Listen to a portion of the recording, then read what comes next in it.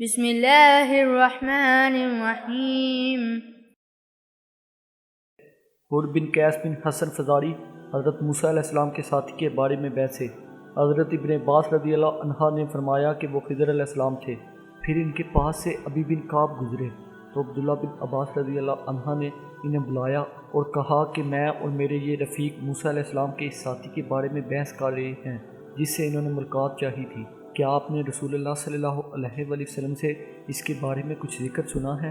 انہوں نے کہا ہاں، میں نے رسول اللہ صلی اللہ علیہ وآلہ وسلم کو یہ فرماتے ہوئے سنا ہے کہ ایک دن حضرت موسیٰ علیہ السلام بنی اسرائیل کی ایک جماعت میں بیٹھے ہوئے تھے کہ اتنے میں ایک شخص آیا اور اس نے آپ سے پوچھا کہ آپ جانتے ہیں کہ دنیا میں کوئی آپ سے بھی بڑھ کر عالم موجود ہے؟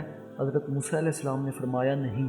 اس پر اللہ تعالیٰ نے حضرت موسیٰ علیہ السلام کے پاس وحی بھیجی کہ ہاں، ہمارا بندہ خضر ہے جس کا علم تم سے زیادہ ہے۔ حضرت موسیٰ علیہ السلام نے اللہ سے دریافت کیا کہ خضر علیہ السلام سے ملنے کی کیا صورت ہے؟ اللہ تعالیٰ نے ایک مچھلی کو ان سے ملاقات کی علامت قرار دیا اور ان سے کہہ دیا کہ جب تم اس مچھلی کو گم کر دو تو واپس لوٹ جاؤ، تب خضر سے تمہاری ملاقات ہوگی۔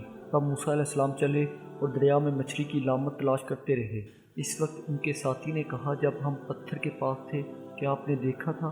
میں اس وقت مچھلی کا کہنا بھول گیا اور شیطان ہی نے مجھے اس کا ذکر بلا دیا۔